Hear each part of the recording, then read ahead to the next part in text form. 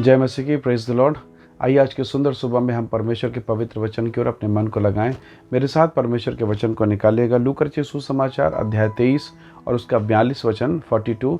यहाँ इस प्रकार से लिखा है, तब उसने कहा, हे यीशु, जब तू अपने राज्य में आए तो मेरी सुध ही लेना। Praise the Lord, hallelujah. परमेश्वर के लोगों, ये वचन एक डाकू ने प्रभु यीशु मसीह से कहा जब वो अपनी मृत्यु की अवस्था में है। वास्तव में जब यीशु मसीह क्रूस पर चढ़ाए गए, इसी समय दो और डाकू उनके साथ चढ़ाए गए जो दाएं और बाएं थे। एक डाकू जो छूटना तो चाहता था, उस क्रूस के दंड से बचना तो चाहता था, परंतु उसके मन में पश्चाताप का भाव बिल्कुल भी नहीं था। पर एक और डाकू वहाँ पर है जिसके हृदय में बचने की इच्छा बिल्कुल भी नहीं है, पर वो कहता है कि प्रभु, जब तेरा राज्य आए, जब आप स्वर्गीय राज्य में आए, मेरी सुध ही लेना।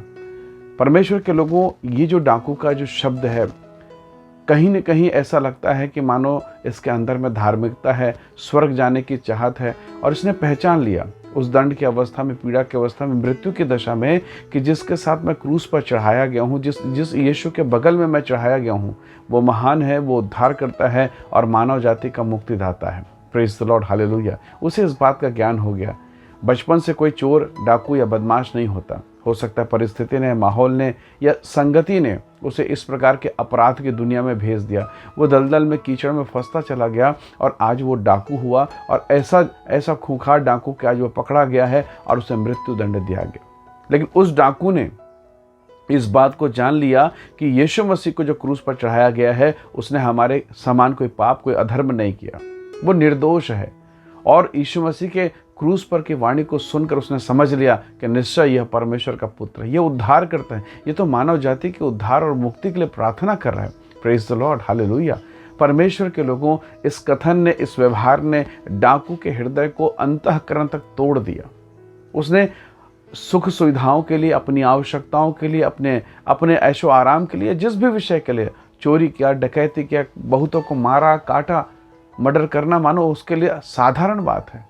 और ऐसा अधर्म में फंसने के बाद आज वो कहता कि हे परमेश्वर, हे प्रभु यीशु, जब तू अपने राज्य में आए, मेरी सुध ही लेना। परमेश्वर के लोगों, ये महान पश्चाताप को दिखाता है। ये दिखाता है कि उसके अंदर में एक धार्मिकता है।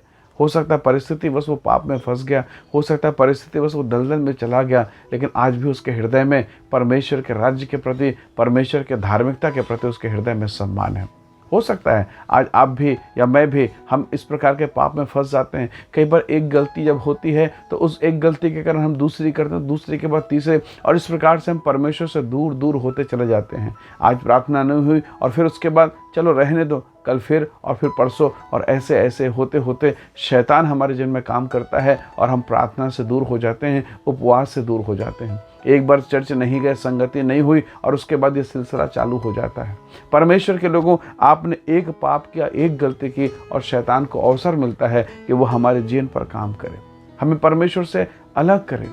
ये डाकू जीवन जवानी भर परमेश्वर के मार्ग से अलग रहा, पर आज उसे परमेश्वर की उपस्थिति में आने का सौभाग्य मिला, और इस अवसर को वो खोना नहीं चाहता था।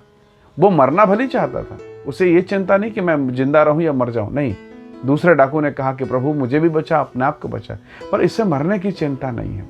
इसे चिंता है कि प्रभु, मरने के बाद मैं हमेशा के लिए नाश ना हो जाऊं, मेरी आत्मा अनंत काल के लिए स्थिर रहे, मेरी आत्मा अनंत काल तेरे राज्य में स्थिर रहे, ऐसा अनुग्रह मुझे प्रदान कर। Praise the Lord, hallelujah. ऐसा लग रहा है ये डाकू ने कोई धर्मात्मा है, ये डाकू ने कोई धर्मी व्यक्ति है। इसे मृत्यु और अनंत काल के जीवन के विषय में ज्ञान है। परमेश्वर के लोगों, कितना अच्छा इसका हृदय है कि ये अवसर को बहुमूल्य जानकर प्रभु से बात करता है। उस समय पर जबकि यीशु क्रूस पर चढ़े हुए हैं, उस समय पर जब खुद ये दुख में है, इसे परमेश्वर के राज्य की चिंता है, इसे स्वर्ग की चिंता है। क्या आज आप दुख में, पीड़ा में, क्लेश की अवस्था में, इस डाकू के समान दशा में अगर आप आ जाएं, अस्पतालों में हो सकता है आप जो ऑक्सीजन में हो सकता है बहुत सारे सर्जरी और ऑपरेशन आपके लिए बताए गए हों, ऐसी दशा में क्या आप ये कहेंगे, यीशु मुझ पर दया कर प्रभु, तेरे राज्य में मुझे स्थान मिल जाए यीशु? क्या मेरी और आपकी प्रार्थना ये होगी? बहुतों का उत्तर शायद नहीं है, पर आज हम इस डाकू से कुछ बातों को सीखें कि मृत्यु और पीड़ा और वेदना के समय में भी परमेश्वर के स्वर्ग को मांगता है, यीशु मसीह से उस अनुग्रह को मांगता है। हालेलुया। आइए आज के सुबह हम प्रभु से कहें कि परमेश्वर हमें भी अनुग्रह प्रदान कर पिता, ताकि हम पाप में, अधर्म में और हर प्रकार की अशुद्धता से बचते हुए प्रभु जी तेरे पवित्र मार्ग में चलें और उस परम धन्य राज्य में, उस विशेष राज्य में जिसका रचयिता, जिसका निर्माण करने वाला तू है प्रभु, उसमें हमें स्थान मिल जाए, ऐसी सहायता करें। आइए हम दुआ करें, प्रार्थना करें। प्रेमी अनुग्रहकारी स्वर्गीय पिता, उस डाकू के जीवन के लिए हम आपका धन्यवाद करते हैं प्रभु, जिसे मृत्यु के भय और पीड़ा और उस प्रकार की वेदना में होते हुए भी प्रभु जी उसे शरीर के पीड़ा या छुटकारे का नहीं परंतु स्वर्ग राज्य जाने की चिंता है।